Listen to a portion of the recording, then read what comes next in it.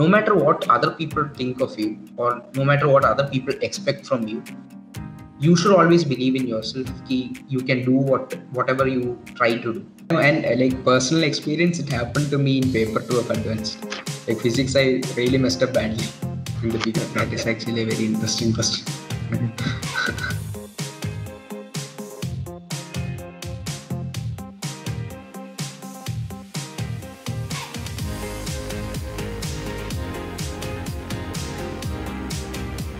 So hi guys, my name is Vishnu Vinod. I'm currently a third year computer science student at IIT Madras, and I gave my mains and advanced in 2019, and I secured an AIR of 35 in mains and 19 advanced. And I kind of know exactly what you guys are going through right now, having been through a very similar phase in my life at one point. And today I'm here before you to give some pointers and some general piece of advice which I found useful in my JEE preparation time, and which I think that will be useful for you guys as well. So let's start with it. So hi Vishnu. So basically managing time in the exam is very precious. I mean, we have to do that. So how do you suggest to manage time? Like how can one manage his time during the exam, especially in mains? So regarding time management in the JEE mains exams, I would say you try to give your time in the ratio 1:0.75:1.5 in physics, chemistry and maths. The order can be any order that you prefer. And generally try to solve the easy, medium and the medium hard questions within the first 2.5 hours of the exam in all the subjects.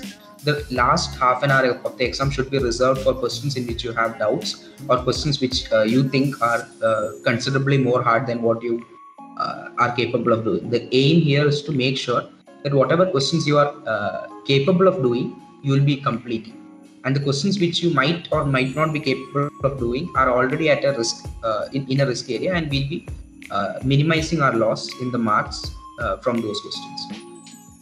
So solving as many papers as possible, as many models as possible is very much essential. So how do we analyze the test after we complete the test? Like there will be several questions which we missed out. So how do we analyze the paper after finishing the test? So after you have solved a question paper, you will be able to identify within the question paper 3 categories of questions. One is the easy category of questions which you have solved. The second is the category of questions which you tried to solve but you were not able to find the answer. And the third is the category of questions which you were not able to understand, or which you are unfamiliar with. The concepts are unfamiliar with. The first category of questions can generally be ignored after the question paper is solved. The second category of questions generally requires working at the question once more, like after the exam is over, working at the question once more, trying to solve it on yourself. And if you're unable to do that, you look at the solution and try to understand where you went wrong. And once you have understood that, you try the question once more and make sure that you have grasped all the concepts that the question covers. Third category of questions can be dealt with by trying to solve them. And if you're unable to solve them, generally you will require the help of someone else. Maybe it can be a professor, an instructor, or maybe your friends, or even online doubt clearing platforms. So that is generally how you should approach solving questions after the question paper is over. So, okay, Vishnu. So there are several several type of questions, or several cases wherein there is a loss. I mean, the possibilities of losing marks are high. So from your experience, what are such type of questions, and are there any specific cases for losing so many marks in an exam? So guys, while solving the question paper, you should try to make sure that within 30 seconds of reading a particular question, you are able to categorize the question into easy, medium or hard difficulty levels, and try to go ahead solving the question accordingly. Make sure that you're keeping the hard questions towards the end, like I discussed earlier, because that will make sure that you don't lose any unnecessary marks. Another important point to be kept in mind while solving an exam paper is to make sure that you're never getting stuck on a particular question.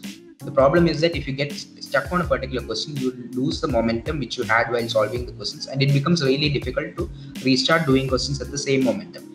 this could have a very detrimental effect on your overall performance in the exam. Oh yeah.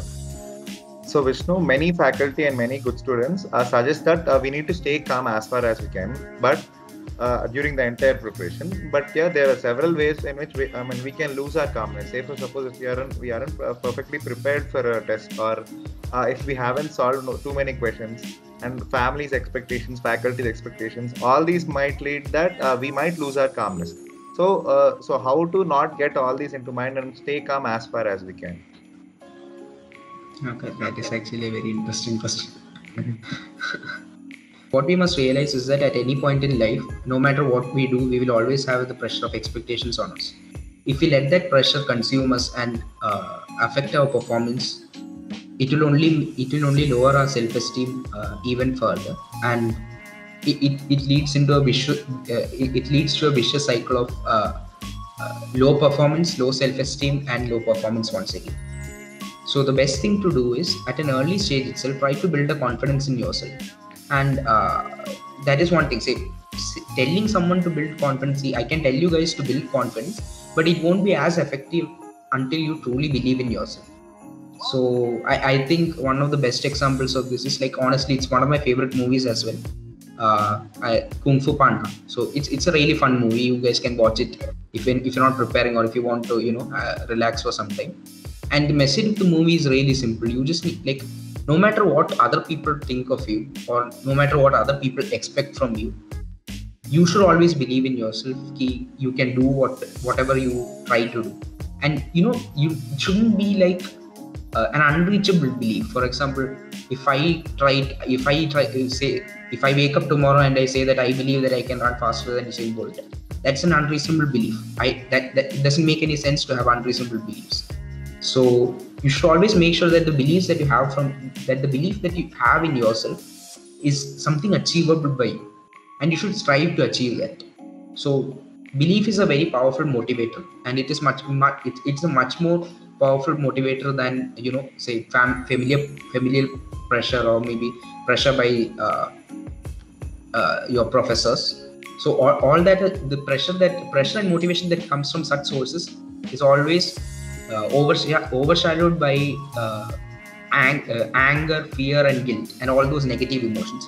Whereas the motivation that comes from belief is always, it always has a shadow of positive emotions in that, and something which stems from positive emotions will always lead to positive results in the long run. So I know what situation you guys are in right now, because I was in the same situation myself, and it was a really stressful time for me as well. So try not to let the expectations of other people, and more importantly, the expectation that you have from yourself, affect your performance in the exam. Believe in yourself that you can do whatever you are aiming to do with this exam, and always realize that this is not the end of life, and that you can perform well in the exam if you just remove the pressure from yourself. The only thing that is stopping you from performing well in the exam is the pressure and the expectation that you have on yourself, and the fact that you are thinking about the result before even attempting the exam. In most of the students' case, there is a possibility that he might not get first 7 to 10 questions in his paper, or even in between the exam also, there is a chance that he might not get 5-6 questions in a row. So what that makes students go completely low. He loses confidence. So how do you suggest to regain his confidence in such cases? When you attempt an actual exam for the first time and you get stuck in the first 5 or 6 questions, it is going to be a really overwhelming feeling for you. You will feel like you're losing control of the exam, and that you have messed up the exam before it has even begun.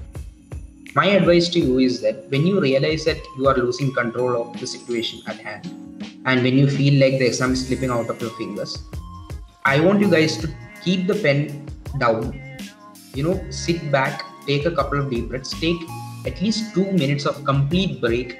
Don't think about any question, don't think about any exam, don't think about the results. Just breathe in and breathe out for 2 minutes. I promise you that once you open your eyes and start doing the next question, you'll be much more relaxed, you'll be much more refreshed, and you'll also have successfully removed the pressure that was on you to perform. So Vishnu, in the last, it's just 5 to 7, it's just 5 days away from the mains. So how do you suggest, what to do in these 5 days? What did you do, and what do you suggest the students to do? I think in the last week before the exam, the most important thing is that you don't lose your sense of confidence and you don't lose your sense of control. So I would suggest try to take a relaxed pace in the last week. Try to make sure that your concepts are clear. Just go through the theory once more. Try to learn the equations of inorganic chemistry once more, because that stuff, it's impossible to by heart that stuff. It's just so confusing. So you don't need to mess that up in between the exam. Just make sure you're going through that once more. You can also make sure that you're not getting stressed by seeing other people's performance or other people's preparations. So during the last week or something, there is a general trend that people will all start preparing seriously, and then you'll feel like you're not doing enough in the last week and you're like taking things a little slowly. That is fine. Don't think about other people. Just think about your own performance and you'll be fine. You'll be able to perform well in the actual exam as well. Okay guys, so right now I'll be giving you a few suggestions and tips which you can implement during the mains exam, which I found very useful during my JEE preparation. So the first thing is, don't waste too much time on a hard question. If you feel that a question is hard, just skip it and keep it for the last. The second point that I have is use intelligent guessing. Try to eliminate options which are not possibly going to be in the answer. Try to substitute values from the options into the question and try to get observations about the answer. All of this will save a lot of time for you rather than solving the question in the correct manner. Try to maintain confidence while you're solving the exams.